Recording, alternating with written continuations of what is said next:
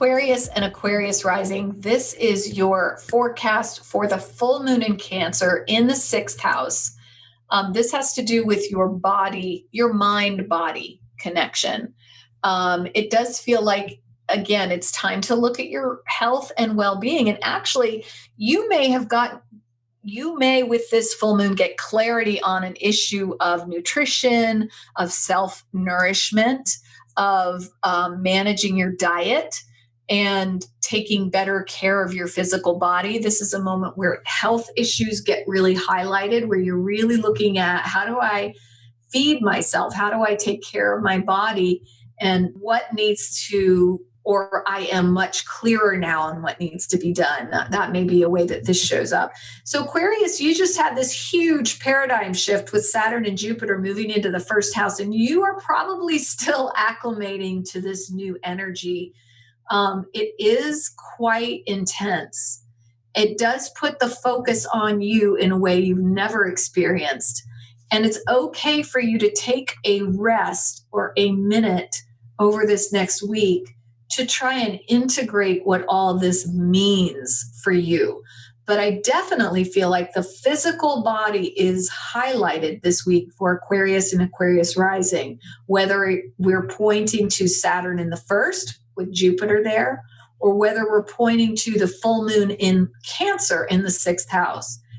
It's a big time to reassess your physical well-being, because this next year is going to take so much out of you in a good way.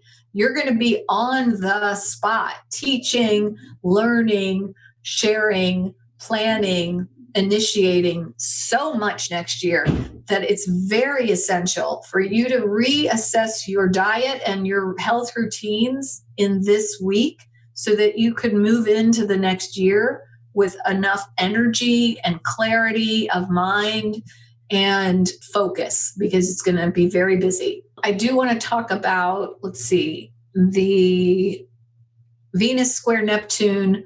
Venus is in the house of your relationships with your friends, your goals and dreams, and your tribe, where you belong. And it's in direct conflict, or it is challenging your beliefs, how you value yourself. One of the things I want to say is a short-term conflict, but I do think there's something around you confronting. Maybe it's that your friends are able to show you how valuable you are because you are not seeing it yourself. That could be one thing. Aquarius is very, very wound up in there, or very tied to their friendships. Their friendships are such a key part of their identity. It's almost like Aquarians, they see themselves as part of a group system. They are much more apt to be part of a team or part of a group than they are necessarily.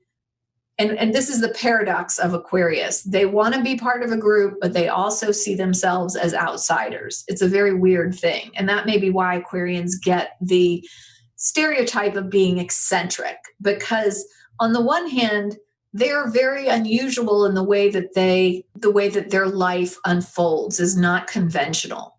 But on the other hand, they see the future like no one else sees the future. And that's what makes them a little weird. It's like Doc from the Back to the Future. He was this loner, crazy, mad scientist, and yet he could access the future. It's similar. Aquarians are often the mad scientists of the zodiac.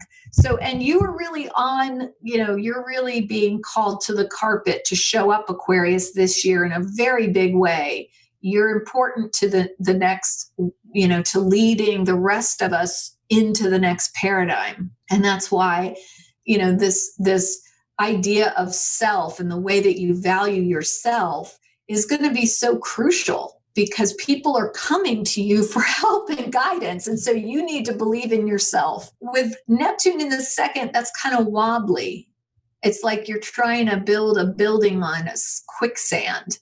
And so here's how I think you want to work with this energy. Air is very, by its nature, ephemeral, right?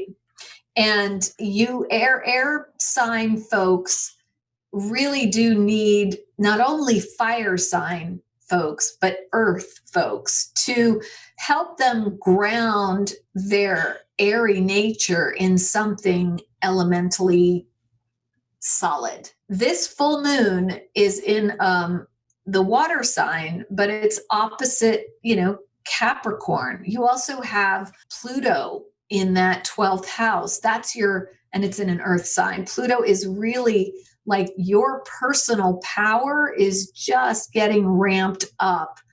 And it may take a little bit of contemplation, a practice of meditation for you, Aquarius, to get in touch with your earthy, grounded power this year. One of the things that I think Aquarians could experience off and on this year is that square to Uranus in that bottom of the chart. It's like an enormous awakening, an earthquake in your being. That's very exciting, but it's also incredibly destabilizing.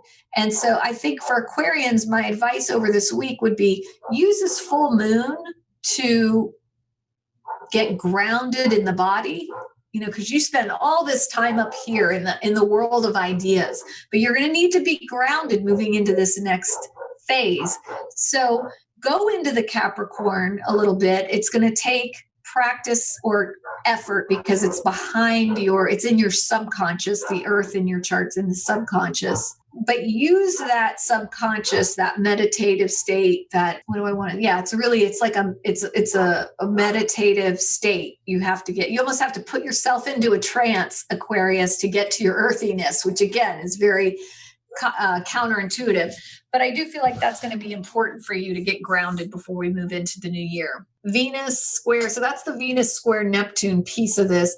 Mercury in a nice alignment to Neptune. That's the piece where I'm seeing meditation being very beneficial. It's almost like in your ability to trick yourself into getting grounded. That's what it feels like. You have to trick yourself. So maybe for Aquarians, that may be things like solving puzzles, doing paint by numbers, doing something that engages that analytical mind so that you're able to ground in the body. It gives the mind something mundane to do so then your body can get grounded. I know that sounds a little weird, but I'm an Aquarius myself. I have a lot of familiarity with how this works.